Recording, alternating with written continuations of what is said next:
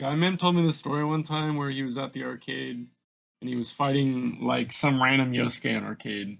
And he was getting pissed because he hated Yosuke or whatever. So he started dead body hitting this Yosuke, like AoEing their dead body.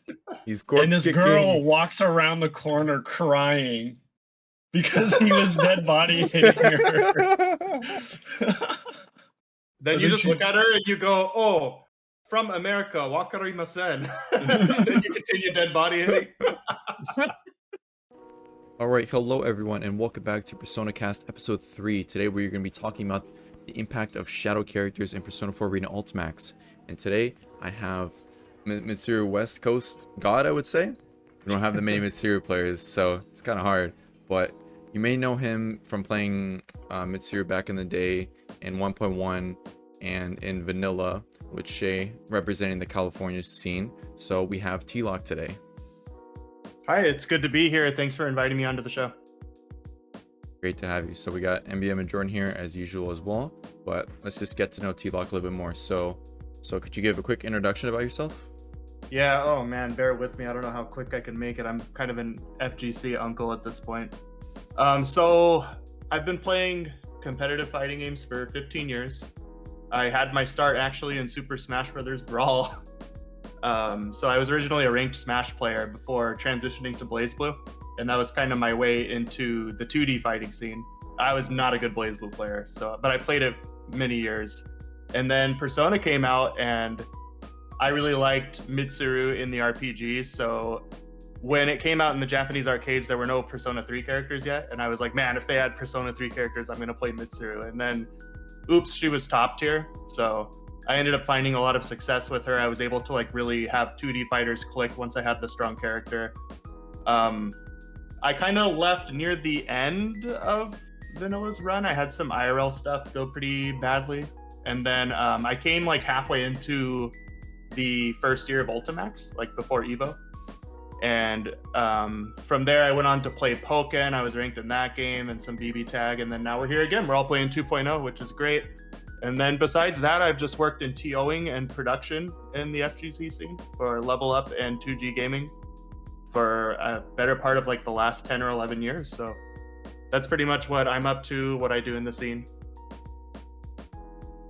Yeah, a lot of experience that you've been around for a long time. A lot of people in the Persona scene, you know, half of them I feel like they've been here long enough. Persona wasn't always their first fighting game. They would pick someone else, but they stuck with Persona for a long time, and it became one of their favorite fighting games. And so I knew you when I played Parsec. You were a Shadow Mitsuru player. Was that always the case when you first picked up 1.1 specifically on the PS3? It's actually not. I started out playing Marie. I really liked Marie, and then she kind of didn't vibe with me in a tournament setting. Like I just didn't have very much confidence, and I really didn't like the changes to Mitsuru from Vanilla. So I played Teddie for a while actually, and I had some pretty decent success with Teddie before eventually going to Shadow Mitsuru. I did not know that at all, actually. I'm pretty sure MBM would be surprised on another Marie player, but that's okay. But that is something, yeah, I didn't know. A lot of people probably didn't know. That's very interesting to hear. So now we know a little bit more about Tloc. So I want to open up this discussion now. We can go on to our general topics. So let's just do a quick explanation on like 1.1 shadows versus 2.0 shadows and what really made that jump from like they're a gimmick in 1.1 to like these are like some of the deadliest characters in fighting games right now. So Tloc, since you played a lot of 1.1 Shadow Mitsuru, could you like explain like the differences in 1.1? Yeah, so in 1.1, Shadows had 2,000 more HP than their counterparts. Like right now it's 1,000, so that got changed. And they had no burst. And as we all know, damage is extremely high in this game. So the 2,000 HP was nowhere near accounting for being able to burst in Awakening and have that, like, 65% defense or whatever it is. And then also in 1.1, they had a 20% damage penalty, which is much bigger than now. It's double what it is now. So they were really strange. They almost seemed like they were just intended for like casuals to mess around with their friends and like be able to spam all the cool looking moves and stuff. But as we all know, some of them ended up getting developed in a competitive sense. Not very many, but a few. Yeah, Shadow Mitsuru was the main one. I remember Shadow Chie kind of getting some use. Yeah, there was a little bit of Shadow Chie. She had that potential to do the broken shadow thing, but I mean, the flip side of that was like some shadow combos were burstable and most were. It was rough. Most. I remember Shadow Mitsuru's wasn't, or it was pretty unburstable. If I'm recalling correctly. It was completely burstable. So like, what would happen was you would do either sweep or B Kudra at the end of whatever combo route you did. And then you would activate there, and now they can either burst here and you can bait it, or you can hit SBQ. It's just a straight 50-50 every time. Right, I remember that. Because I played mostly Adachi 1.1, but my second most played character 1.1 actually was Shadow Mitsuru. Because, I mean, when I was younger and I had a lot more free time, I liked learning combos on just random characters and messing around with them. And I always felt really cool hitting Shadow Mitsuru, Shadow BNB, and I would like play. Yeah, it was very silly. Yeah, I'd play against my friends and casuals who like didn't really play fighting games, or maybe they played fighting games a little bit, and that's basically all I'd try to do is try and hit that combo. Yeah, it did more damage then than it does now. It actually, ironically, despite the damage difference, it did more. Once you hit the SBQ, the rest of her combo was actually unburstable, so it was kind of famous for that. And besides that, she did have an unburstable route where she would just A myriad arrows immediately, and it did much less damage, like it did like 4.5k, but if you only needed that much to close out the round, you did have an unburstable route with her. Mm-hmm.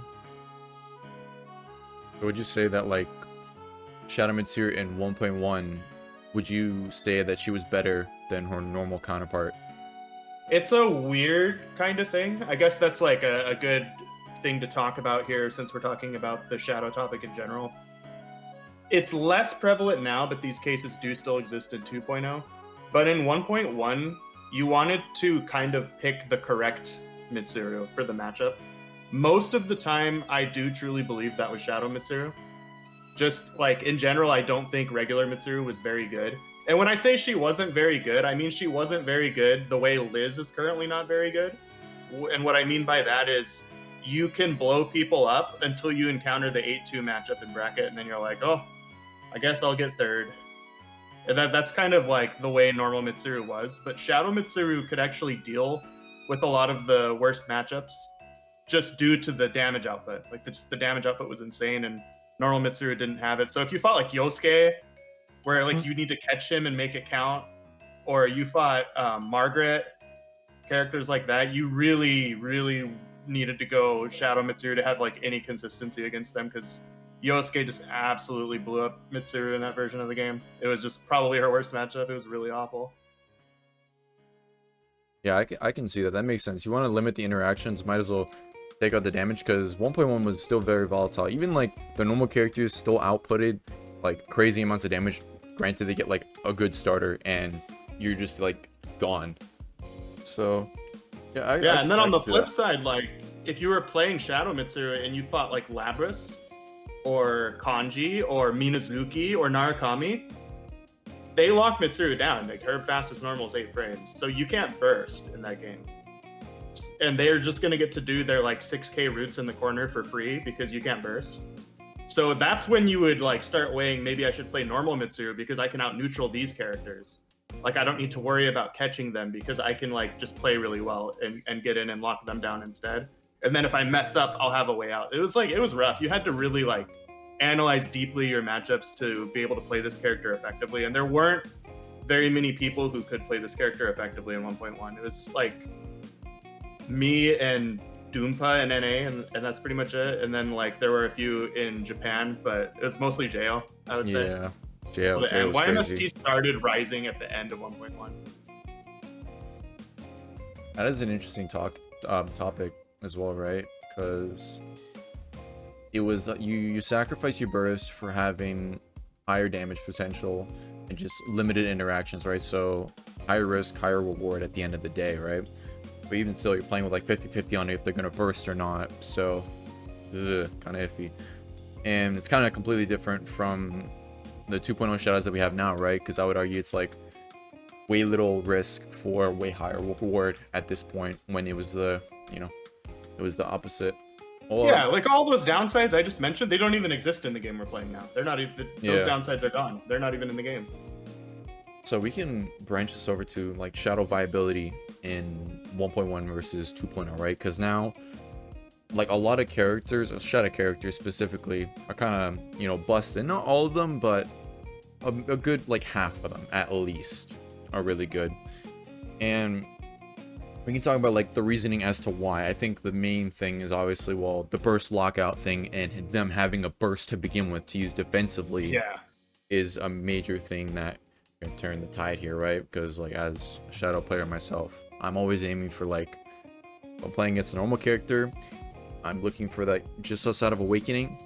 I get one hit, I pop it immediately, they can't burst, and then you close out the round and you limit interactions. You do not have to deal with awakening whatsoever. And you can do that at any meter. That's another thing about 1.1, like differences. Sorry to like go back a topic, but you had to have 100 meter to hit frenzy at all. You couldn't just do it at 40 or 30 like you can now and like just do your 2 supers and move on with your life. You can't do that. You couldn't really like spend, like you couldn't guard cancel unless you wanted to lose your win condition. Things like that. Exactly. And like it's not even just about the frenzy. It's the shadow's potential for meter gain, and like certain shadows have a better means of like reversal, for example, like for the entire game. Like let's just talk about Shadow Yukari. Like she can Magarula at any point, whenever she wants. Or like Shadowken having his awakening super like whenever. Like that's a really good reversal super. And you know, so on and so forth. But Yukari in particular is insane because she's gonna get meter just from playing neutral at round start, and if she's the one that gets the first hit, she has it. Like even if you escape the mix-up, she's just gonna run away, and then next time you block something, you're getting Magarula for sure. She's gonna waste all of your time, and she's gonna chip you. Yeah, the crazy part about Magarula too is that when she uses it, she's not getting a meter cooldown from it, because by the time she sets it up, she can already gain meter on the next mix-up she does on you. So just build another one. Yep. So that is actually a funny thing with both Yukari and Naoto specifically. Yukari just straight up is off meter cooldown by the time Magarula ends. So if she opens you up, you know, she's gaining more meter. Naoto as well, if she uses her supers, it's bugged to where like, or I'm pretty sure the meter cooldown just ends because it lasts so long, to where she just starts gaining meter. Can we just talk about the elephant in the room? NBM already kind of brought it up. Shadow Naoto. Shadow Naoto. So I'm not a Shadow Naoto hater at all, actually. I actually like that character a lot. Half of the reason I like that character is because everybody gets so pissed off, and I like reading all the discourse, you know. But no, like I think that character has a really different sort of win condition and a different way you need to fight her. Well, no, I think this is interesting because you brought up, man, I don't remember when, but I remember reading a message recently where you talked about psychology in a tournament. Yeah. And I think Shadow Naoto, one of the best by far. One of the best by far. That, not only for the against the opponent, but for the player, because converting into that kill can be so effortless. You don't need to worry about hitting that optimal combo or dropping that combo to get that kill. It's you just need the super. Boom, dead. That's all you have to worry about. Her, though, like, we're in the viability discussion here. In 1.1, I would argue she was one of the 2 viable shadows. I don't think there were more than 2, honestly. I remember that. Shadow Naoto was actually really good. She had the same drawbacks, like her DP is not very good, and you're gonna get blown up in the corner by certain characters because you don't have a burst. But what she would do in that game is she would get her 100 meter, and then she would do the Gatling gun, shotgun super 2 or 3 times in a row. Yeah, 3 times. And if she didn't need it 3 times, like if she only needed it 2 times, she was going to be able to run up and do like a quick like fuzzy 50-50 on you and then just throw the Hama and kill you. Yep. It was very similar. Like it hasn't changed much. It's better now because the gunshot super reduces skulls, but it hasn't changed much. Like it's very much the same kind of thing, except now she can burst. So I only remember. So I've played the first half of 1.1 when it released, the first 6 months or so, at least like actively. And I remember if there was any shadows that I fought consistently, it was Shadow Naoto. I fought that character a lot, even in tournament. I remember. Yeah, Doompa played her, and so did on the West Coast Taylor, and they were both like top placing players at regionals usually. I think I remember fighting Taylor on net play. I don't know if I fought Doompa on net play. I don't remember. That was so long ago, but I forget Doompa's name in PSN, but it's not something you would expect. It's like something strange. Yeah, I fought him before. Yeah, he's on Mina now, but still, shouting out to is scary because shoot, what was it mentioned? Oh yeah, I think the only like shouting out to I liked watching was Dempa from Japan, bro. I don't know how he made that character so saucy. He was so insane. Yeah. Since vanilla, he was the big SMP loop guy. Like he kind of started it all. Spent 50 meter for an over OMB. here. Pretty much, yeah. 50 meter for an OMB. It might as well be an OMB. Yeah, Dempa really, until Waka at least, Dempa was really like the only person pushing the character, and then everybody else was just copying Dempa. yeah, I think Shadow Naoto is one of the best characters in a tournament setting. Oh, absolutely. We've seen If it it like, before, I've said this a billion times in chat. If it weren't for her bad matchups, literally just being the characters right above her on the tier list, she would be up there with them. Like I only put her down 1 tier on my tier list because she loses to exactly to those characters, except Chie.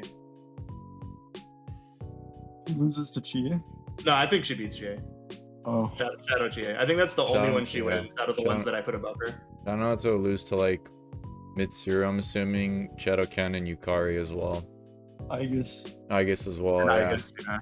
Those matchups are all very hard for her. Other honorable mentions are like Margaret, Narukami, to an extent, not as bad as it used to be, but to an extent. If it weren't for like those matchups, she would just be sharing the throne with them. But she's like just as insane against the rest of the cast as the other ones, I'd say. I think her other matchups are just as polarizing though, which is what she just like makes blows you her up. pretty good. Her Yeah. zoning is really good in this version too. At least personally, on my character, it feels almost impossible to deal with her zoning without making like really good reads. Even like getting hit by 1 trap, that's 4 like of your fate counter gone, if I'm not mistaken. That's a crazy amount, bro. That's almost like what, That 1/4 really of bad. it, your fate gone. Exactly. And you know, I don't see Karma do it. Naotos I trained with back in the day, like Bond and Kid Viper and stuff, would do it every time, but excuse me. Karma doesn't do the gunshots confirm into the shot super very often. Like I know it's a hard confirm for sure, but you can get consistent on it. Like if Karma was doing that, man, like it's like there's so many rounds that are just free because the gunshots you're bound to forget about them eventually while you're navigating the traps, and you take the gunshots and that can confirm into the full screen gunshot super, and you just lost all 13 of your skulls in 1 hit. Yeah, I don't see him do it. Like he doesn't do it. He's like it's like a probably just something he hasn't really practiced. Like I played long sets with him, and I used to fight Bond. He's one of my best friends, like just hours and hours per week, and I would get shot by the guns back in vanilla, and I would be like, oh, I'm dead, because it was going to go into the SMP loop, and he'd confirm it every time. And then like I fought Karma in a long set, and I got hit by the gunshots, and I'm like, oh, I'm dead, and then nothing would happen, and I'm like, oh, I could just tech and get up. Interesting. But like, it's funny because it does get much worse than people currently think it is. Like, Shadow Naoto closes it around. I fought Waka. Oh yeah, I saw that. That was Yeah, funny. I bet Waka does it. I fought Waka, and when you fight Waka, you make 2 mistakes and you're done. Yeah, if you get shot by Waka's gun, it's over. Yeah, like you can't make a mistake against that guy. I think something that people don't realize is that the other shadows are on a large scale doing the same thing, but people get psychologically like messed up by Naoto's because it's done through a different mechanic. But if you just think about the amount of hits you take, it's very similar to the other shadows, except I don't maybe know, dude. It's like Yeah, another win condition. That's how When I view I'm it. fighting somebody playing a shadow and they're doing their combo, there's like that moment of like maybe they'll drop it. Yeah, that's why I think it's all like a psychological Yeah. thing. People get really mad at Shadow Naoto, but Shadow Oh, it Aegis feels and Shadow bad. Mitsuru are killing you in one hit too. They're like doing It the does exact feel same thing. bad. Like I can't tell you how many times I've round start 2D'd somebody with Mitsuru, and then I threw them in the corner and they lost. It's over. It's the exact same thing. Specifically, I was fighting Lacey, and I didn't even get hit. It was like going on. I was blocking everything. I got opened up by Sweep, and then I died. Yeah, Sweep is one of her best starters. And I remember I was being like, "Dude, are you serious? Why is nobody talking about this character?" Like, there are 3 attacks Mitsuru hits you with where you lost, and it's 5B, Sweep, and 5C. Like you got hit, oh, you lost.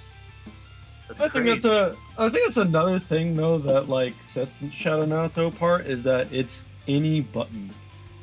Oh, it is for Mitsuru as well with Frenzy. I mean, without Frenzy. Yeah. Yes. Or like 2A starter. Yeah, 2A starter. Yes. That's ridiculous, dude.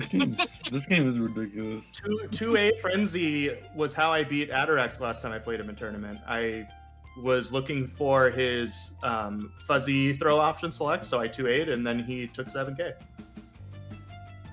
That's really just the reality. Like they're all like Shadow Naoto. It's just that Shadow Naoto does it in the blink of an eye with one hit, and people are like, that's bullshit.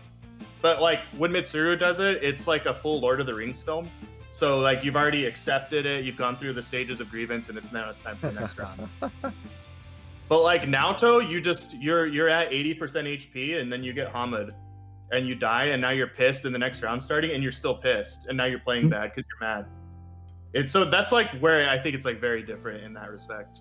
I agree. Well, especially in such a short amount of time, in like a tournament setting. Shadow Naoto doesn't have to spend the burst.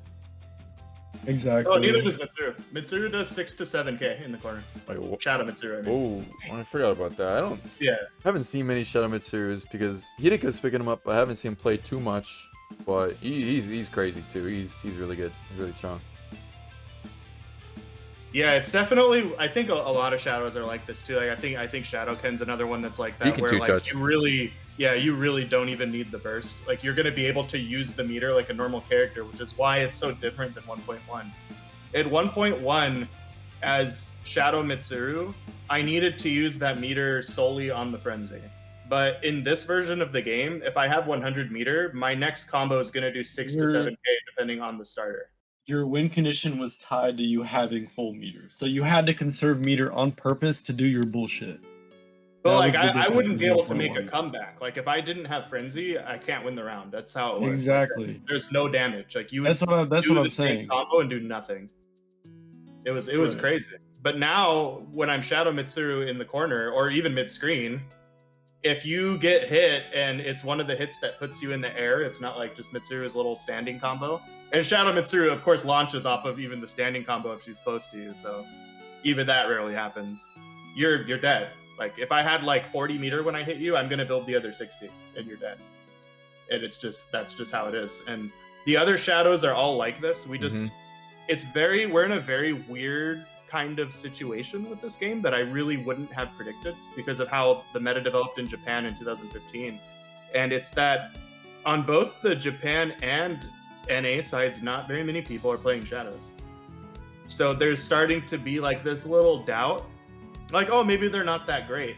And then somebody fights like my Mitsuru for the first time, or they fight one of our 2 amazing Shadowkens, or they get their first taste of Shima-san's Shadow Aegis, and then they're like, wait, this is kind of not fair. Yeah, they're rethinking their life choices and matchups, bro. It's so funny. They fight fucking DQN. Like we had a You won't full hate year. Shadow TA if you fight that guy, dude. We had a full year of people going like, normal Yukari is better than Shadow Yukari, and me just like face desking because of like, oh man, you guys don't know about Shadow Yukari Maga ruling you and wasting 99 seconds, and there's I nothing. knew you can do that about it. fighting worked though. And That's there's not cringy. many. It's really weird because the way the meta developed, and we haven't seen it go that way yet, and I do believe it will. The way it developed in Japan is 2.0 came out, and people saw the shadow changes, and they all shrugged, and they just continued playing their 1.1 mains. So everyone was normal. And then, like, of course, Dempa, it's always Dempa, right? He's like, well, I'm already playing Shadow Naoto. And people started going like, wow, you can't do anything about this. That's interesting. Maybe I should try the Shadow version of my character and see how it feels. And people started realizing that the edge you get in this game from being able to lock out somebody's burst and having that hanging over them in a short set, especially in Japan, where tournaments are first to one, by the way, and not two. The fact that you can have that looming over them where they're playing and they're moving around on the screen and they're like, if I make a single mistake, I lose. If I make a single mistake, I lose. I won't be able to burst.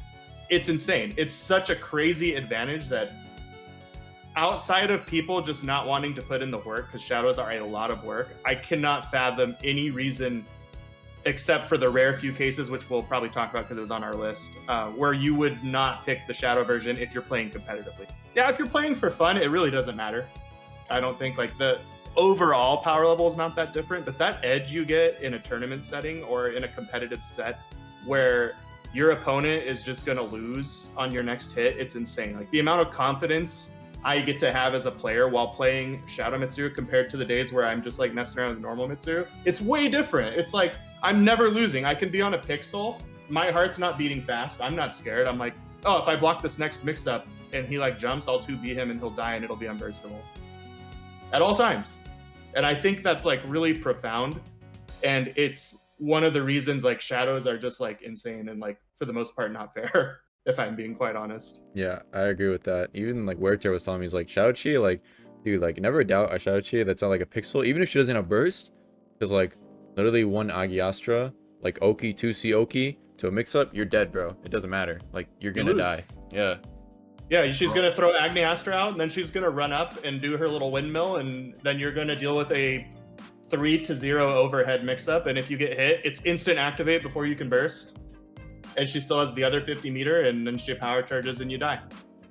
Even I noticed that even without all of that, like with like what, maybe 5 meter grabs you, frenzies, power charge, and that's 6k. Yeah. Yeah, you don't even need much meter with a lot of these shadows. Shadow Mitsuru needs 30 to do a fully charged Myriad Arrows kick. And that's something I kind of wanted to ask. Like, because of that, doesn't that mean you could be more liberal with like your SB moves and all that?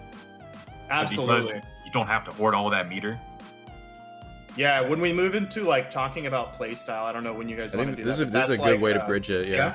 Yep. This is a good way to that's bridge. like a huge misconception in PFC right now that I want to talk about. And I don't blame people for not understanding it, because we just don't have very many shadow players.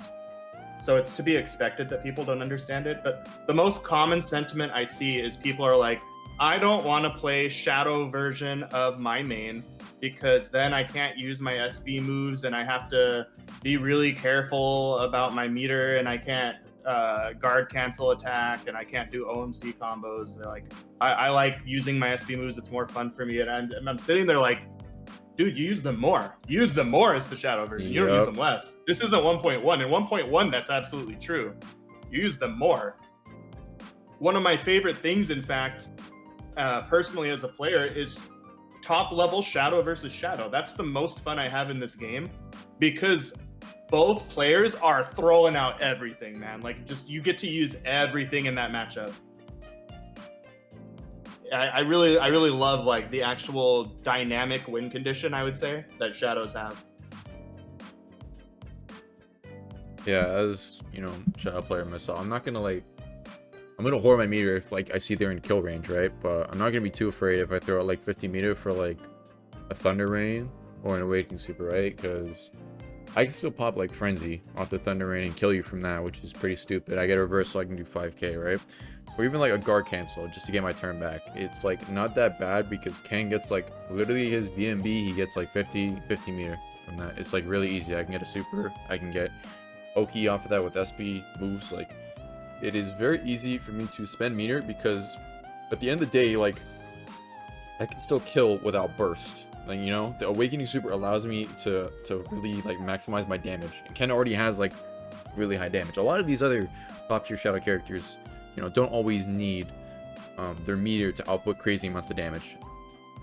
Yeah, the 10% damage boost from the previous version 1.1, it makes it so like before, if you did a 3.3k combo in 1.1, your shadow version did that same combo and did like 2.5, and it was like sad times. But now your 3.3k combo is just a 3k combo. It's hardly different. Plus your SB Awakening Super or regular Awakening Super either makes up the damage difference or just does more than the normal version.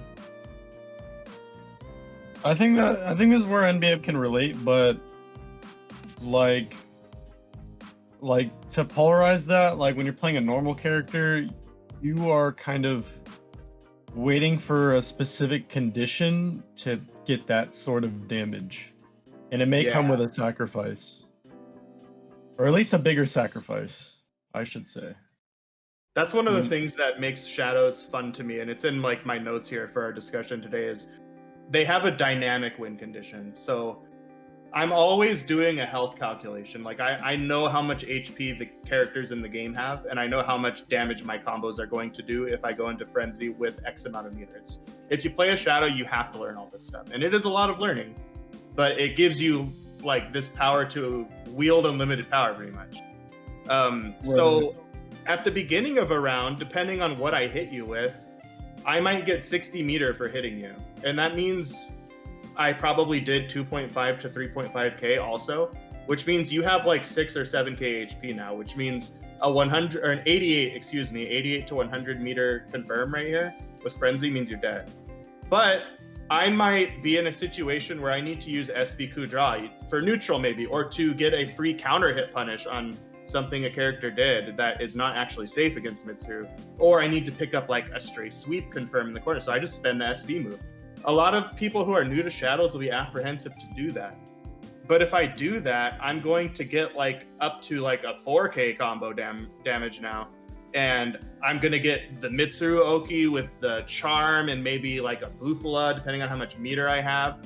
And you're going to end up like around the 5k range. And now I don't need 100 meter to kill you. I might not even need Frenzy to kill you, depending on how much meter I get from my next hit, especially if you get Charm.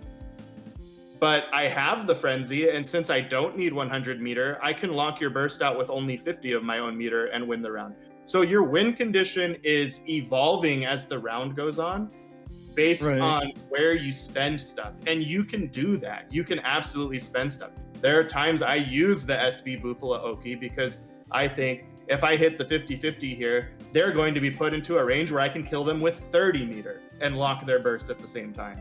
You start like kind of zooming in on this win condition where it just keeps getting easier and easier the longer the round goes on. If people are like BlazBlue fans and think of like Susano, like, you know, the more you play, the more you're unlocking these moves and combo routes in a round. The longer the round goes on against a Shadow and they lower your HP and have meter and stuff, like you become more screwed, not less screwed. Like the ways they can win keeps increasing, whereas their normal counterparts, like you said, it's you need this situation with this amount of health with this amount of meter, otherwise you're gonna do 2k and you can't go right. And like, you know, especially as a character with, I guess you could call it an install that's locked behind Awakening, and Shadows fundamentally deny that in a lot of situations. Like, it feels like it's hard to access the stronger parts of my character when I'm fighting a Shadow specifically. And especially on top of, like, you know, Heat Riser does help out occasionally to help me live with a pixel to maybe be able to still try and do that win condition.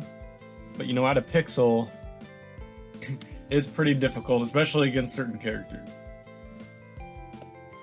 Shadows being able to skip your awakening like that is, to me, what really like sets them apart and makes them just so much better. Yeah. Because that's like one of the main things people want to understand. Why is Shadow so much better? Why is Shadow so much better? Because when you're fighting, and Adachi's a great example because he gets so much more viability once he hits awakening. Yep. You can just lock their burst out like when they're at 5 or 6k HP. As soon as you hit them with your 2A as like GA, you just 2A them and hit your frenzy, and now they can't do anything about them, and they just die. They lose the ability to make that comeback. They lose like effectively 2,000 HP, 2,000 to 3,000 HP, depending on when they would have bursted into awakening.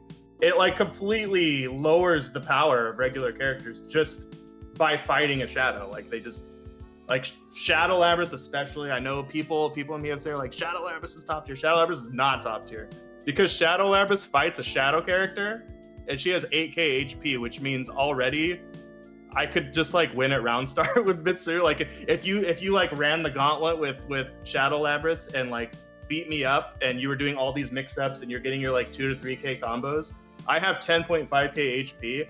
Then that one time where I 2B you, I did like a late tech and I 2B you out of your like command throw mix-up, you're dead.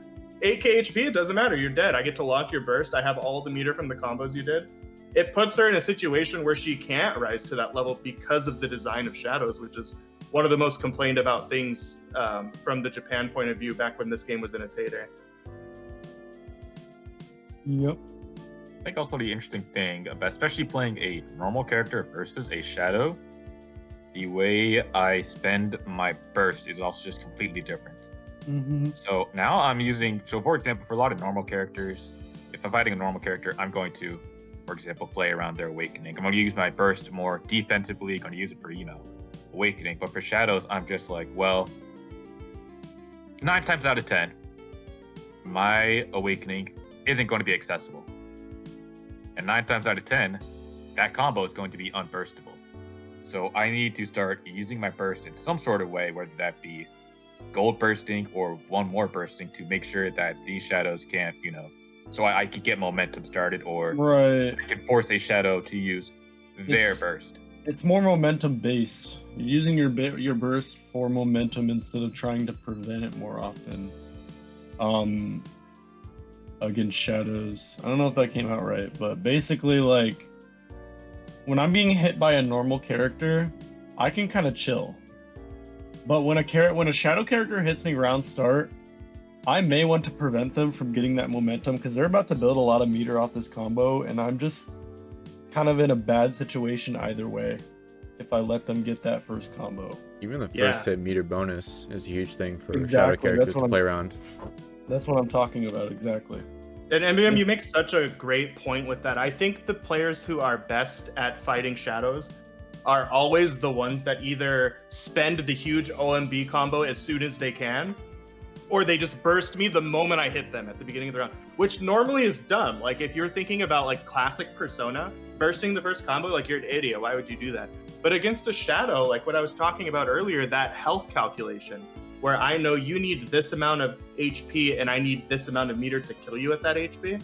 Well, guess what? Even if you're 8k HP Shadow Labrys, if you burst me at the beginning of my 5AA combo, I may get the round start bonus, but I only have about 16 meter and I didn't lower you to the win condition HP. And now it's as if that hit honestly never happened. Like I didn't actually take a step towards my win condition. And now you probably have Oki and you have a chance to play your game.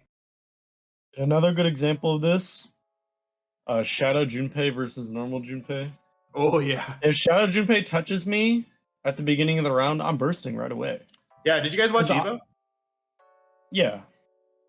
Adarax burst Pat anytime he got touched. Yeah, I do the same thing. Because so there's a chance that after I burst that he'll get back in and hit me. That may happen, and he may get victory cry for it. So be it. But those other times, if I'm bursting as soon as he hits me, I can deny him victory cry for the rest of the game if I don't let him touch me again. Easily. Especially against Junpei, you can easily do that. Yeah. And that's a really good, because if you let him get that victory cry, he could very easily just snowball for the rest of the game. Where is he? And not even just that. Next time he gets his frenzy, he's effectively one of the top tier shadows. He's gonna do 7 to 8K on his hit. Mm-hmm. Exactly. Junpei reminds me. He doesn't even need it. Yeah. Yeah, Junpei reminds me of like Exert Ram, right? Because in Exert Ram, like you want to burst immediately when Ram hits you, right? You don't want to be put in the corner into like her dreaded Oki, because you're gonna get open up on her Oki. It doesn't matter. You're gonna get hit and it's gonna snowball out of control. And people just like, anytime, I remember when I was first learning this game, and like even still now, like anytime I hit someone, they burst like immediately. They do not want to let her get started like at all. They don't want to deal with this. And Ram struggles in like neutral, and she's not the greatest character in Exit, but she comes along fine because she can snowball off that one interaction. But if they have burst, which they get burst really fast due to her combos, it's kind of difficult for her to actually, you know, snowball in that scenario. So early bursting, it makes sense in those kind of situations, not just in Persona, in other games as well. You also see like people always wonder why Margaret and Narukami are like hanging up with the best in the tier list usually, and it's largely because they can actually use their OMB against not just other shadows, but the other characters to essentially do the same thing as shadows, where their OMB routes tend to be very largely unburstable and do like 6k plus damage. When I'm fighting a great Narukami, I am put into that situation where I'm about to take 7k from this OMB combo and I have my Shadow Burst and it's round 1. But do I let him take the round, or do I get out of this before it becomes unburstable? What do I do? And it absolutely shifts the power dynamic. Only a few characters can do it, but it shifts the power dynamic and forces the shadow player to do things a little bit differently. Shadow versus shadow sometimes can go that way too, depending on how people are using their meter. The thing I want to mention is that you mentioned it before, was that regular Mitsuru with 150 meter and OMB might have like more robbery potential than like regular Shadow Mitsuru, right? And as long as they can't burst, yeah. Yeah, and I kind of agree with that for the most part, actually.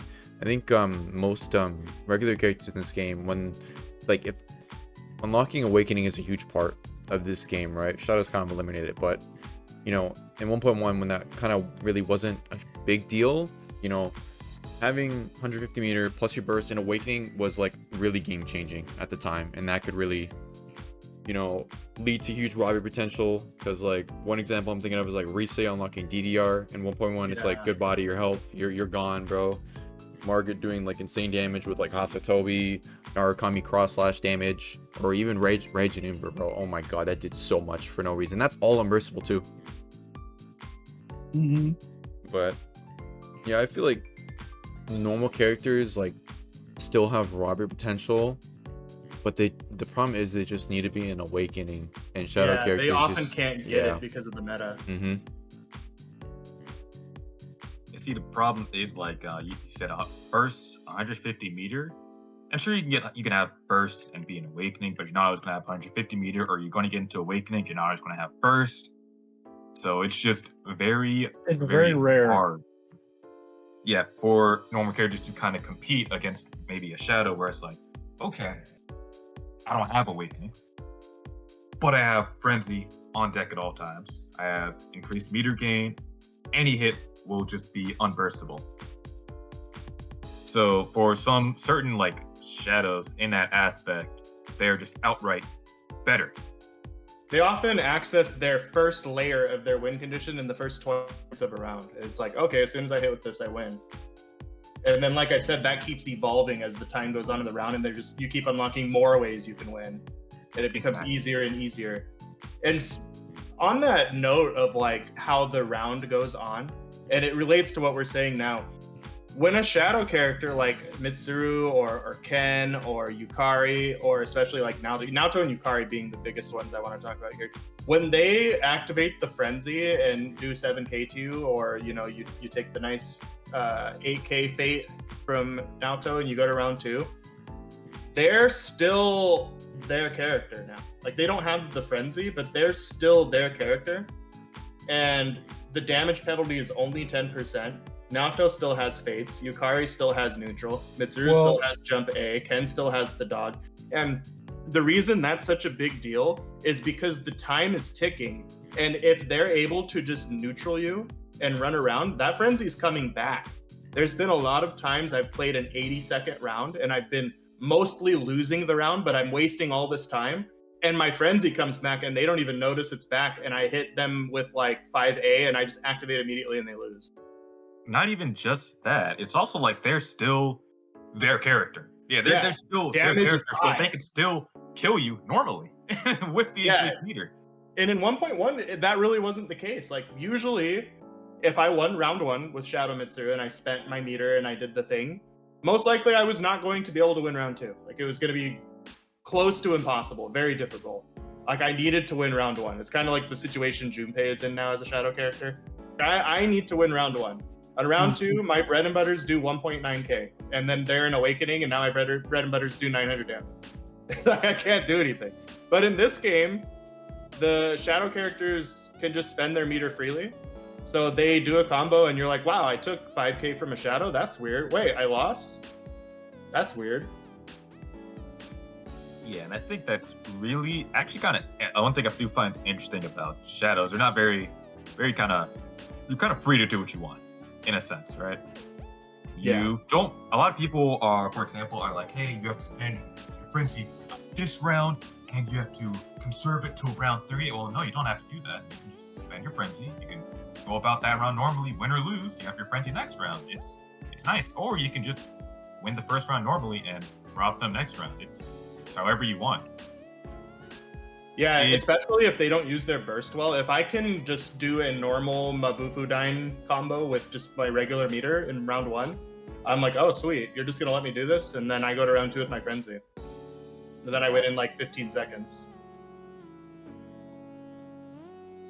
It's ridiculous, though. I will say that. It is ridiculous on the opposing side because that makes it more of a threat when, oh, I got beat by a Shadow character. They didn't use their frenzy. Okay, now I'm going into round 2.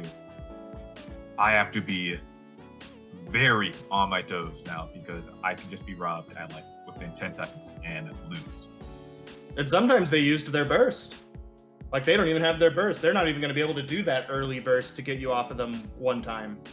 Like, they're put into this situation now where one hit ends it all, and I can't like wait with my resources for awakening or something. Like, I have to make something happen, and then they like get DP'd and mixed up once and lose. Exactly. Actually, even though there are some Shadows that people view kind of as weaker than normal counterparts, for example, like maybe Shadow Kanji or like Shadow Narukami, etc. Those are still like high kind of robbery characters because they still have that mechanic of just, okay, well, I'm going to tap you and you are taking this unburstable damage. Like whenever I'm fighting Shadow Kanji, for example, he has access to a lot more conversions with burst than normal Kanji does. So inherently, I'm more scared at 60% of a Shadow Kanji than a normal Kanji. Right. I'm really glad die you to like brought any that random up. hit. Yeah. It transitions well into like the our Shadows better or worse point that we wanted to talk about too. I'm really glad you brought that up. Like, I was going to say, I have it in my notes, like almost the exact same example, where when I'm fighting Shadow Kanji, I'm significantly more afraid than when I'm fighting normal Kanji. When I fight normal Kanji, he knocks me down, and then like I wake up, jump, and he 5As me and does 1.7k, and then I do it like 10 more times. But then like Shadow Kanji gets me to 6k, and next time he 5As my jump, I lose. Like, it's just actually over. It's like such a different dynamic as the person receiving the Shadow hit. Like, you have to deal with this like big mental pressure in the moment, and so is your Shadow version better or worse? It often depends on the matchup, and it often depends on the opponent.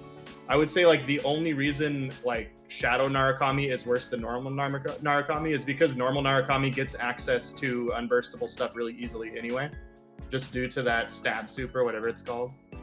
So he kind of like, he doesn't really need Shadow to get access to damage and unburstability. He just has it built in because he's the main character, and Arxis loves making the main characters like that. So he's like one of the only examples. But when people say like Shadow Rize is worse and Shadow Kanji is worse, I'm not necessarily sure that's always true. I think especially in a 1st to 2 environment in a tournament, when you can put somebody in a situation where, holy crap, I'm at 6k on my next wake up. If he hits me, I lose.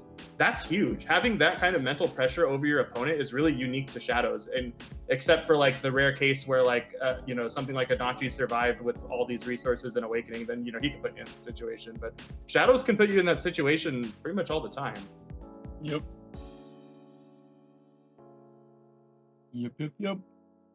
Very interesting, because like I feel like my basic criteria on like what makes a shadow better than their normal counterpart is really how they exploit their awakening super that they gain.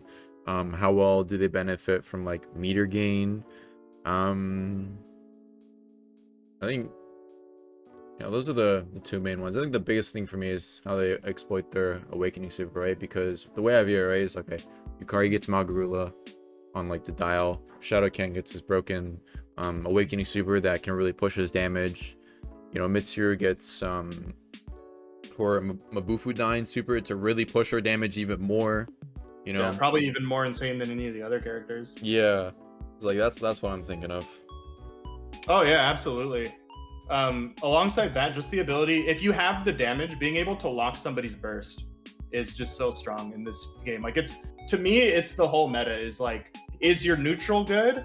And how good is your character at getting around the burst mechanic completely? And when you start looking at which normal characters are good, because we know most of the Shadows have those things built in, unless their neutral is bad. But when you start looking at various people's tier lists and looking at which normal characters are good, they tend to be characters with a lot of unburstable stuff and really great neutral and really great average damage. Like, I think that's the meta of 2.0 is like, can I ignore your burst completely, and how good is my neutral? Because everyone does damage in this game. 2.0 is insane. Everyone does damage. Yeah, for sure. I mean, like, the characters I'm still kind of iffy on would be iffy on the Shadow characters being better than normal. Maybe like Shadow Teddie, Shadow Aegis, like Shadow Risei, and like Shadow Narukami, because they each have their own like weird kind of case thing, right? Like with Shadow Narukami, like you hit a 5B, you pop your frenzy, you're doing like 6k right there, bro. It doesn't matter where, with 100 meter, right?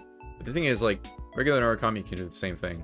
So it's a weird case like that, but like you lock out their burst, so it can be good in some matchups, I guess, in completely avoiding Awakening. I get that. Like, Risei is a weird one. I don't want people hanging me thinking I'm dumb for like mentioning Shadow Risei as possible. Risei and Teddie, both of those two, I think you go back to the 1.1 Shadow Mitsuru argument where you're like, oh, in some matchups, this is a better idea. And I kind of was able to convince Joey of that, and he's been working on Shadow Teddie, where like when you're fighting like Aegis and Yukari with Teddie, when you're Shadow Teddie, that hit that they want to burst and send you back to neutral hell, you just kill them instead. You just do 7k and go to the next round. Like, Shadow Teddie's damage is absolutely ridiculous. But then there's other matchups where as Teddie, you need to survive forever. The burst is really important. You need to keep throwing items. Your next item might be your win condition and not like your actual damage. So it's like a matchup by matchup thing. Risei too, like her SB moves are so good at zoning. But if the character doesn't care about Risei zoning, then that's pointless. But her as a Shadow character can actually really abuse SB moves rather than like abusing the frenzy itself, which I think is interesting. A lot of characters don't really like play that way, except Yukari. Yukari wants to abuse SB shit and Magarula instead of going into frenzy. She'll frenzy you if it's convenient though, and do 7k. Mm-hmm. Yeah, and she can just like get like what 60-70 meter and then just pop you with the charm restand, and then she can pop frenzy, and then she if she gets the corner mix up, you're dead. Yeah. What is I noticed nobody mentioned Shadow type Lapras actually. I think she is a very interesting case of a Shadow because a lot of people don't really see her as that great, and I'm not really a Lapras player myself. I just really watch a lot of like Shadow type Lapras clips, and I've noticed it's very kind of crazy like how easy it is for her to get to Red Axe, right? Yeah. Because even her most normal B&Bs are using more X than regular Lapras. She's gaining more meter than regular Lapras. The only thing is she's just doing less damage, right? But she still has access to, as you said, that unburstable damage at Frenzy, which is actually a weakness for Lapras. Because if you burst Lapras, then guess what? She's at neutral. She has to come back to you. And maybe when she's coming back to you, she might lose a little Axe, because if she loses neutral, that's Axe gone. If she can just skip that altogether, that's kind of great for her. So that might be like another thing where it's like some matchups might be better for Shadow type Lapras, some matchups might be better for regular Lapras. I agree completely, and it's interesting over the 8 years of 2.0's existence. I don't think anyone's ever wholeheartedly tried it. There's so many great Labrases, but none of them have ever like wholeheartedly tried it. And I do think there's matchups where like they want to burst you immediately. Like if you catch Mitsuru with Lapras, if you catch Yukari or Yosuke with Lapras, they want you gone immediately. But if you get Red Axe and you get the hit, you could just say no, and then just go into Frenzy and kill them instead. Well, even without Red Axe, right? I've seen you go into Red Axe, yeah. You go straight into Red Axe and bam, they're dead. I've seen combos where they just went Green Axe, Frenzy, do whatever stuff they're doing, and then they reach Red Axe, Deeble, and now they're dead. It's like, wow. So I noticed that some of the shadows in this version are kind of like unexplored, which I kind of wish that people would explore more of their shadow counterparts as well. I'm a big believer in shadow type regular Lapras, but no one's ever done it. Like just on paper, it sounds like it would really work, but you would have to spend a lot of time learning it. And there's already so much time that has to go into learning regular Labras's roots, because it's really like dynamic and depends on your Axe level and what Axe level you're going to reach and what's going on. Yeah, and all that really changes right with shadow type Lapras, because she has a completely different auto combo. Yeah, the old one. Yeah, that's another thing too, because like I remember Jordan told me he didn't really like playing Shadow Mitsuru because he doesn't like the auto combo. Like same with Shadow Teddie, bro. Do you want that 5 AA, bro? I don't know about that one. Yeah, new Teddie auto combo is way better. You know what's actually really funny is the original reason I became a Shadow Mitsuru player is because I wanted that auto combo, as funny as that sounds, because I wasn't having the success I wanted with Teddie, because I just had I had so much of the experience like being one of the top NA players with Mitsuru. And in the middle of a tournament, I knew how to do the Frenzy combo because I just learned it when the game came out, and it's not very hard in 1.1. So in the middle of a tournament, I was losing. I was like fighting a Narukami, and that matchup is absolute ass for Teddie in every version of this game, by the way. And I was like, dude, I need to try Mitsuru. And I couldn't play normal Mitsuru because I didn't have practice with the auto combo. It's a very different timing, and the air confirms are different. So I'm like, I'm just gonna play Shadow because I'm used to the rhythm of the buttons, and the block strings are the same and whatnot. And then I ended up winning that match. I ended up from the depths of defeat winning that match and continuing in the tournament. And originally I ended up sticking with her because of that, and then I didn't have confidence in the no burst and all the stuff we talked about earlier, and I tried normal Mitsuru for a while until I got 6-0'd in Grands by a Yosuke, and I was like, I can't kill this character. I need to go back to Shadow, and then I stayed Shadow forever after that. Honestly, I feel that because I don't know, going to a better character like Rob, because I remember from going to Risei to Shadow Ken, bro. Even Mariko, bro, he used to play Risei too. Both of us, we hopped off the Risei train as soon as we saw those patch notes for this game, bro. It was over. Now we just hopped on broken Shadow characters. We want to win, bro. That's about it. Yeah, I think I know we're getting close to time. I think my overall sentiment to anybody who is playing this game and your goal is to win, you want to win tournaments, you want to be one of the people in grand finals at these stream tournaments we have all the time and stuff. We have too many, by the way. That's a whole different episode. But if you're one of the people and you're trying to win and you're currently not playing the Shadow version of your character, I know there's a lot of Yukaris. I'm talking to you, but not just the Yukaris. You need to switch. If you're trying to be competitive, you need to switch. Now, if your goal is to just do cool things with your character and beat whoever you can and just have fun, this isn't about you. You could do whatever you want. Normal characters are pretty good too, If you've been listening to this whole episode, you would know it very in depth because the four of us talked about it a lot. Why it's not as good. But if or you're if your trying to win, character you gotta doesn't have a shadow counterpart. Yeah, you can't play Shadow Adachi until somebody mods him into the game. That would be amazing. That's Yeah, another. that That's would another. I would that would be sick. That'd be better run- than BB Tag Adachi. run forward 5B, Shadow Frenzy, DP, and Mandala. It's like better than Shadow Junpei. For See, real. that's another weird thing too, because even for the characters that do have shadow counterparts in like North America, even Japan, we don't see that many like shadow characters for some reason. You know, of course, there's gonna be like the notorious ones. Like you're gonna see some shadow Yukari, some shadow Kens, you know, some shadow Chis and Naotos here and there, but like not many in like the mid, high, or even lower tiers of, you know, shadow type characters, which is kind of weird. It is weird to me, and it's why I really want to like make that my message, if anything, while I'm on your show here, is if you are trying to be a competitive player, for a lot of people, this game is their first, like, they're really trying to be competitive ever. They might have played other games, but I can tell a lot of people are like new blood, and this game is clicking for them, and they're getting good. You guys are like letting Karma have this amazing advantage because he switched, man. He played in my tournament as a regular Naoto, and I talked on commentary like, man, these guys should all just go Shadow Naoto. And then he did. He got like crazy good. Like, he's not getting carried either. Karma is insanely good at the game. He's just also taking the free advantage that's being handed to him by the 2.0 system changes. And everyone else could too. Like, if you're trying to win, you should hop into the meta now and not later. If you're playing a character where it's just clearly the better version, you should just play the better version. If you're playing a character like Teddie, where it's one or the other depending on the matchup, you should start learning those matchups with the other version. Like, there's so much you can learn. And also, playing a shadow helps you understand how to fight the other shadows probably better than any other way you could possibly learn to fight the other shadows, because you're going to start seeing where the holes are in your win condition once you're playing the shadow. But you got to just, I think if you're competitive, man, you got to just go for it. Like, you should go for the win. You should really go the extra mile and learn the shadow and learn the resources and just get in there.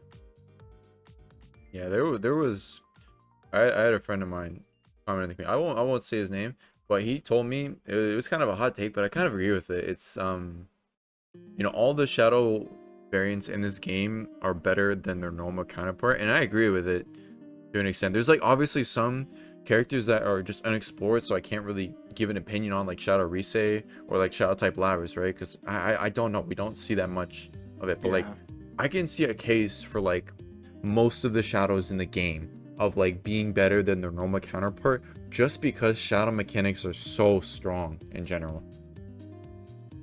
It's what we talk. It's almost always true. There's almost never a reason to play normal, and I think a lot of people get stuck in this mentality where they want to be the hero of their normal character. But I think you should be a hero to yourself first and see if you like winning. That's what I'll say. Try it out. See if you like winning. You can always switch back.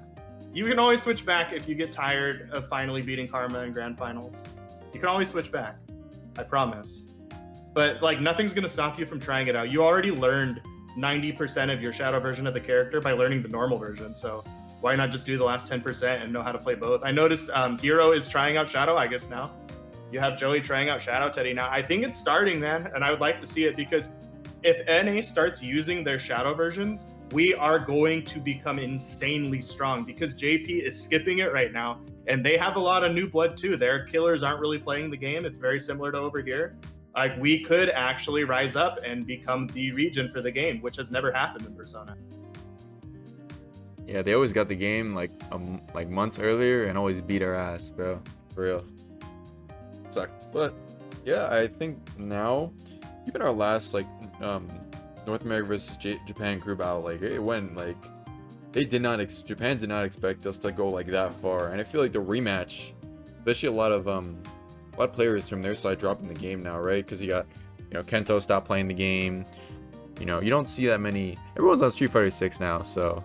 Yeah, they're notable players. If you look up like all the notable names from 2014 and 2015, they're just nowhere to be found. They're just like not even playing the game.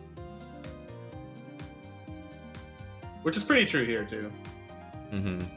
It's all like the playing field is potentially even, and if people start pushing their limits and forcing each other to get good enough to beat shadow characters, we're going to just get better as a community. Like playing the better version of your character is going to cause people to get better so that they can beat you. So it's like you're only just helping the community while also probably winning. Like I think it's just better for everybody. The characters without shadows be like. Yeah. Hey man, you almost got Shadow Marie. You almost did. You know which ones can and can't win. I mean, like we all know how incredible you are at the game, man. Like nobody's gonna call that into question. But hey, man, if you're ever bored, the top tiers are waiting for you. You'd be insane. You'd be unstoppable, I think. No. I'll think about it. Someday, like because eventually you're gonna get bored. Like I see you fighting these same people, you blow them up, you move on to It's the next so one. funny, Eventually you're gonna be like, what if I just boost jump speed with Aegis today for fun? And that's kind of how it happens for a lot of people. Yeah, it's a lot. I tell this to a lot of people. It's like if you want to win, like just pick a top tier. I'm being dead ass. Like that was my This mindset. game I want to win. It's sick because like if you've seen my tier list, I think everyone in my A tier and above can win tournaments, and that's most of the cast. Most games are not like this. Most games are not like this. It's like 20% of the cast can win tournaments. I think winning with Adachi is fun, so Adachi's on my list of characters that can win tournaments. It's a little I harder. think he can win tournaments. It is a little harder. No, you don't. Because You wouldn't need because of his polarizing matchups. He's so good in first to two. He is. I think that's he's one of his strengths. It's But like just fighting like, especially certain zoners like Yukari, obviously, Shadow Naoto. I think those are his biggest obstacles in tournament for Aegis. But I think against any other character is that matchup's really annoying to learn. Which matchup?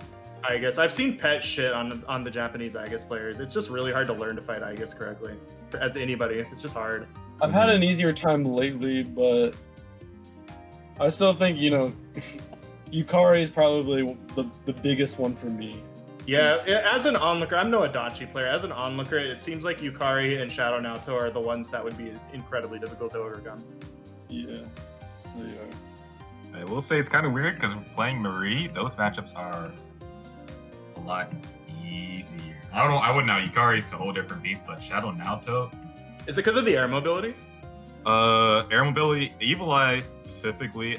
Oh yeah. I don't have to deal with Naoto bullets. I think Marie has better anti-zoning tools than Adachi does. Oh yeah. Yeah, I can see that. I think that's the main difference. In at least those matchups. She has a lot better anti-zoning tools that you can kind of force those characters to come to her, which actually is really, really beneficial for some of the top tiers specifically. Yeah, there's a lot of characters in this game. Even the low tiers, they have like some niche matchups against like the top tiers, right? You see like Kanji and Shabris being even. It's like, what the hell? And then even like Kanji and Aegis were like, Aegis can't mix Kanji free just because of that DP. It's yeah, really if strong. you get DP'd by Kanji, you probably, not probably, there's a high chance you're going to lose the round. It's scary. You have to play around it like really big. You know, it's funny because even back in the day, Shay said like this matchup feels like it's like slight Kanji favor, and people would laugh at him, and I'd watch him fight Biter, and I'm like, I don't know, man, I kind of see it. It seems really hard. It's the same thing for Adachi Shabris, just because how he can deal with the bull so easily, and also kill Shabris. One of the few characters who could like two-touch consistently without awakening or Mandala.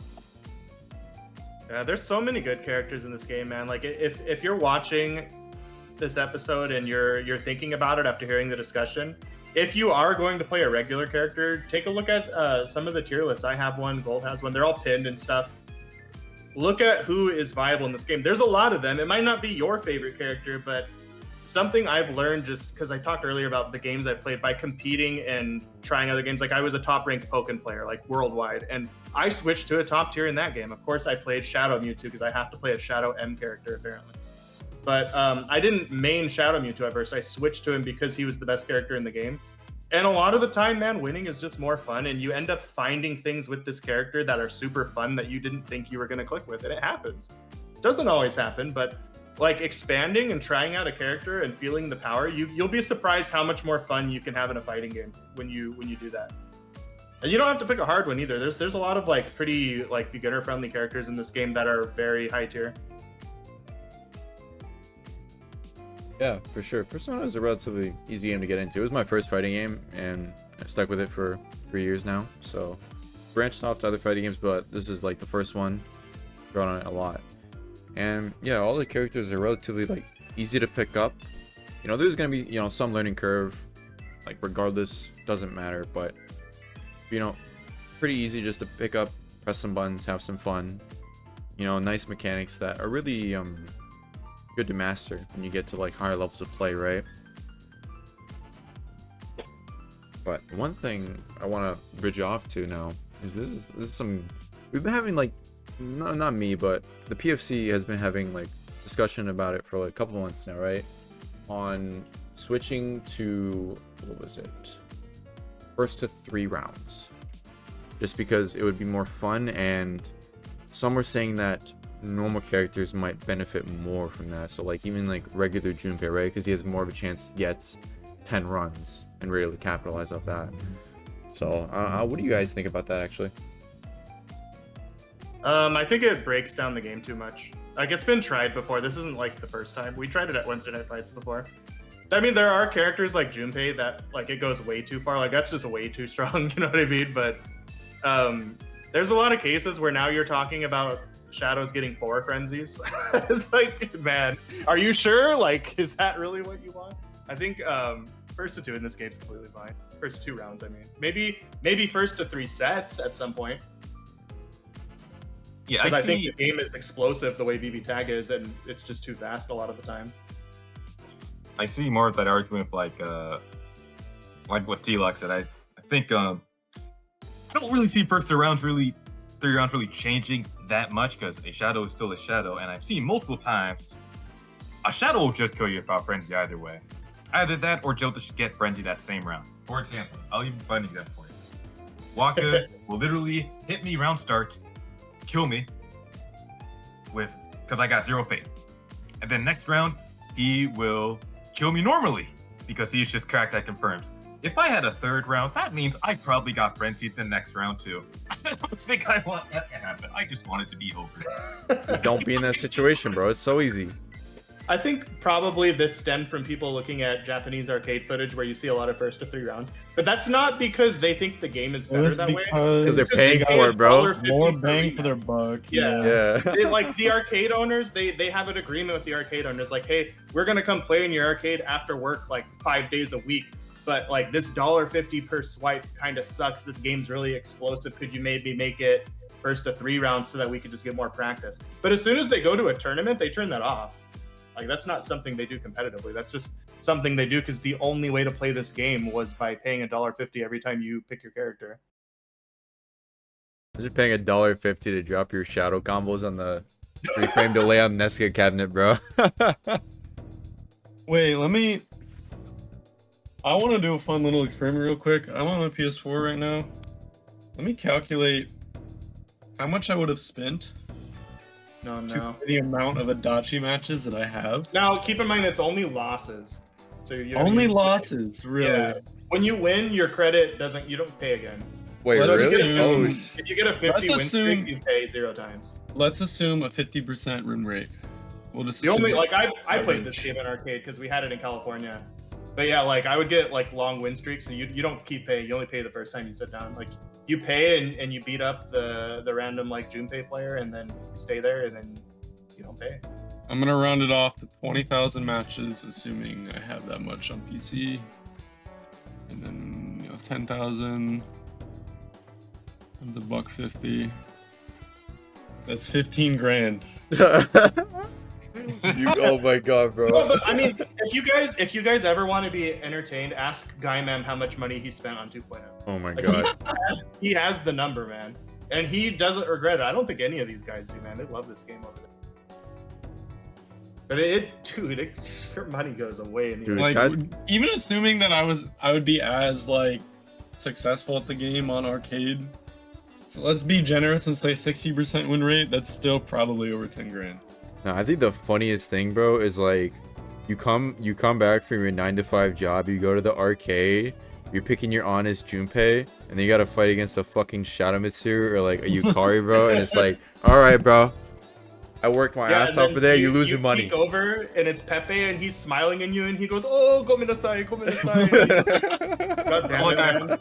I've heard about My boss arcade yelled at rules, me all man. day. And I think, look, I kind of understand if you want to punch somebody. I came back from my 9 to 5 to pay money to play this game, and I only got to play it for 2 seconds. Oh my I'd be god. mad. Yeah, I'd be people very mad. would say things Guyman- like, "Oh, just got off work, time to go lose $150." Guyman told me MST." this. Guyman told me this story one time where he was at the arcade and he was fighting like some random Yosuke in arcade, and he was getting pissed because he hated Yosuke or whatever. So he started dead body hitting this Yosuke, like AOAing their dead body.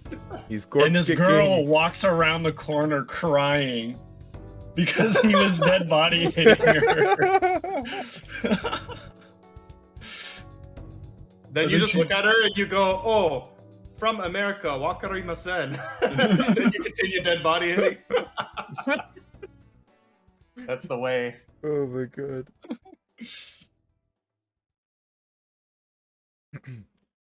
Beating up Yosuke's, That's funny. making girls cry. All I right. couldn't relate in Ruthless. the last version of the game, unfortunately. We can do.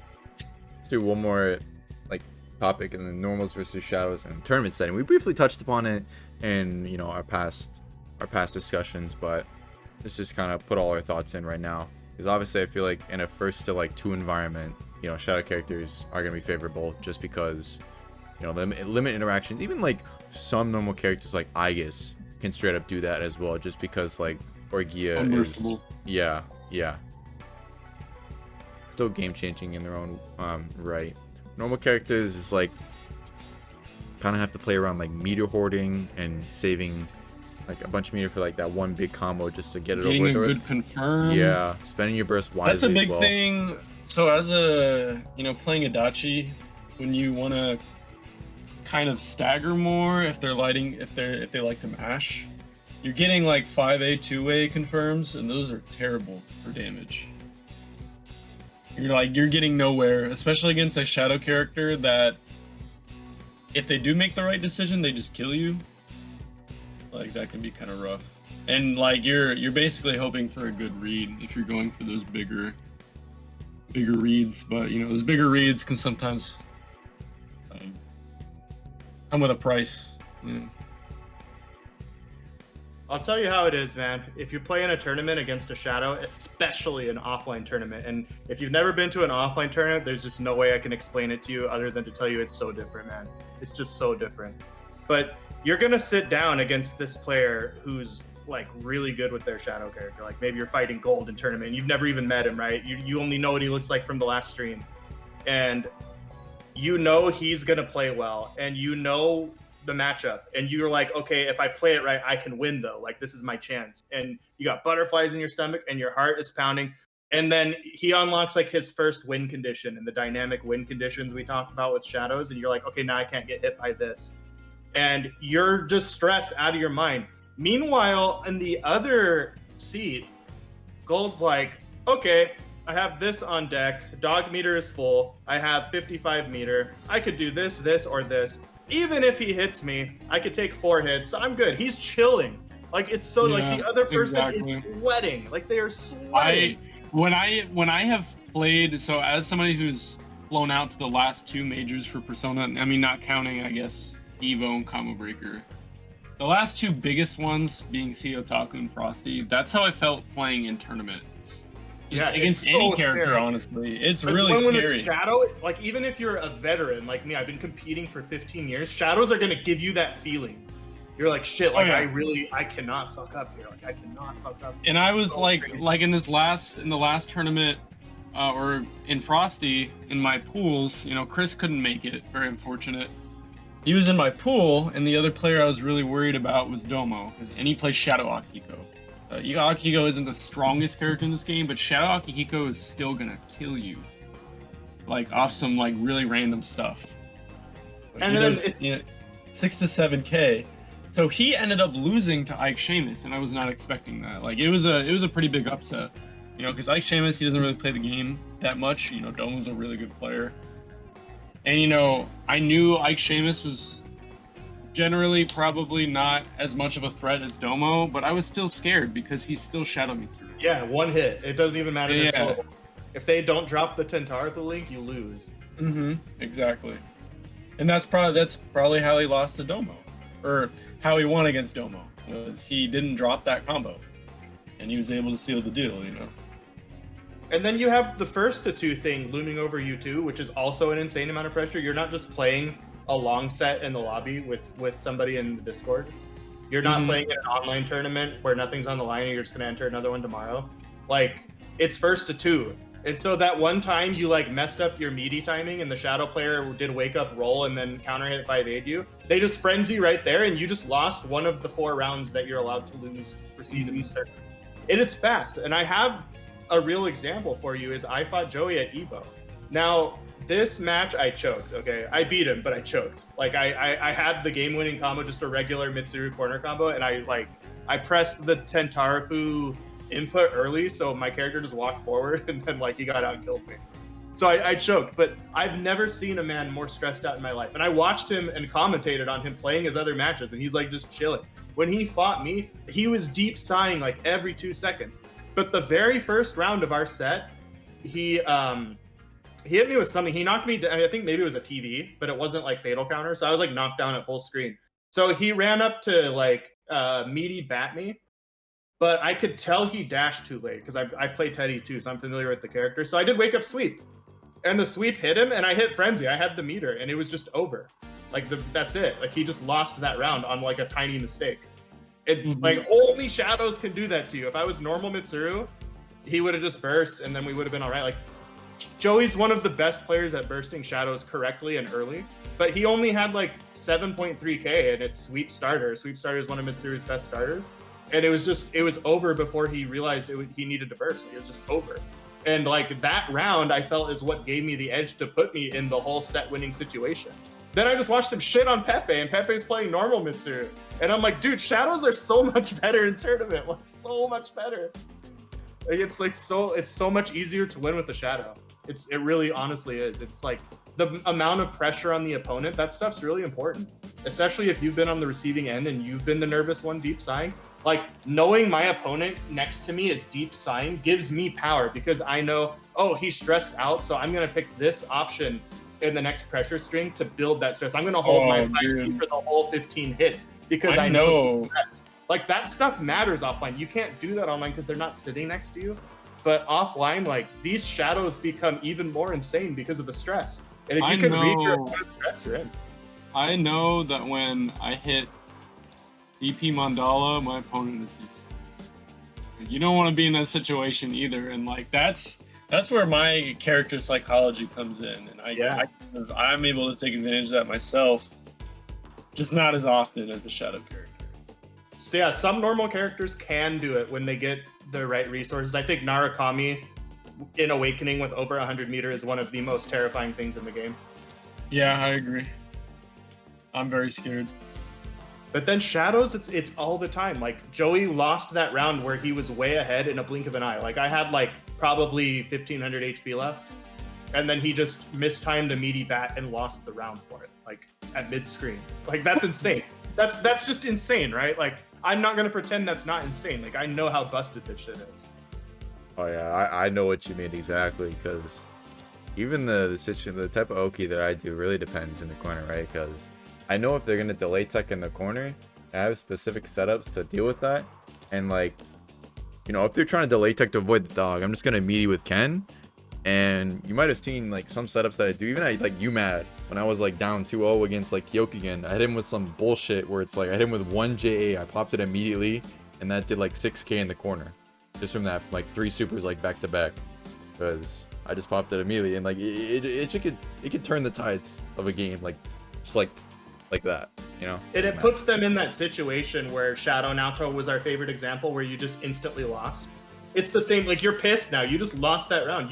You had it like in your head, like, oh, I'm gonna meaty bat, and then I'm gonna throw this item, and then he's screwed. Like, I'm gonna mix him up and he's dead. Like, you can't bring this back. I have my burst, everything's fine. Then you just instantly lose because it's a shadow character and they lock your burst. And now you have to start this next round. And not only do you need to keep playing this extremely good player who's playing this character, but you need to shake that off now too. It's just such a huge psychological advantage in tournament. Like, it's just so different than anything else we've experienced in this game in any version up until now. Yeah, for sure. These are overtuned, but I mean, it can still be fun in a way. But I feel like if you're playing them, yeah. But for the characters that, you know, don't have a shadow, kind of limited in that aspect. But I don't know, every character in this game is still fun regardless. Yeah. I would love to see, not like a mainstream thing, but I would love to see normal character only tournaments just for fun. Like, not something we make a main format, but just for fun. I think that's like gimmicks, yeah. and give us some an Big interesting Pat was talking about doing that. I think it'd be fun. I think it'd be cool to see. Like, I stand by my statement that, like, Shadow versus Shadow is my favorite thing. My favorite matchup to play in this entire game is Shadow Mitsuru versus Shadow Yukari. It's electric. Like, these two characters are flying around the screen, throwing everything. It's always down to the wire. It's super close. It's so fun when you both have the power, but when one doesn't, man, this game is polarizing. Yeah, you're playing with the gods right there, man. Like, that's what it is. I know what you mean. Agree.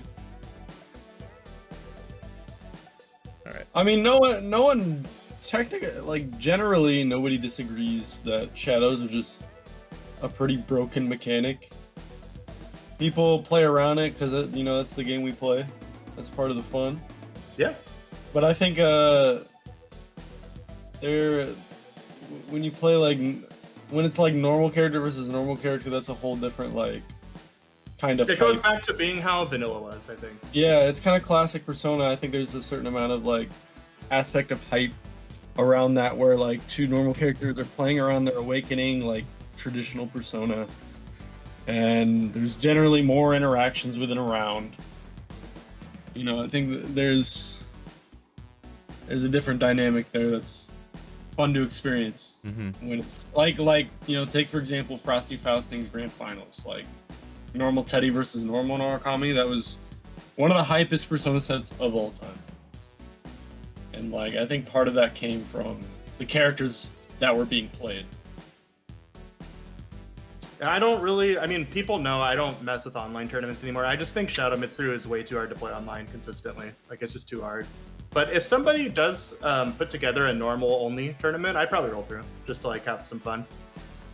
I think it would be interesting to see at the very least. I wouldn't want it to be a permanent thing, but I think it would be fun. No, I agree. All right then. I think we covered all the main topics that we wanted to talk about. With that, like, everyone, thank you for everyone watching this. I'd like to thank Tloc for coming up. I will leave all of his socials in the description below and on the screen. Tloc, if you want to shout out anything, go ahead. Just keep playing the game. I'm really happy to see so many young players, like, from teenage age up to early 20s into the game, because I never thought this would happen again. Really, when Ultimax came out, there were no new players. It was all just the same players we already have. So to see so many people loving the game so much, and especially so many people are getting so strong now that we've had it for a year, it's really invigorating, because this is one of my all-time favorite video games, certainly my all-time favorite fighting game. So I want to see everybody continue to get better. I will always have advice for people, whether it be a little too direct sometimes or not, but you know, I'm always down to run sets with people if you're trying to see what Shadow Mitsuru is all about. I know there are not very many in the world, so definitely hit me up for games. Come through to the Mitsuru channel, and thank you for listening to what I have to say and all my rambling. All right, thank you for showing up. All right, thank you everyone for watching. We'll see you guys next time. Later. Bye-bye.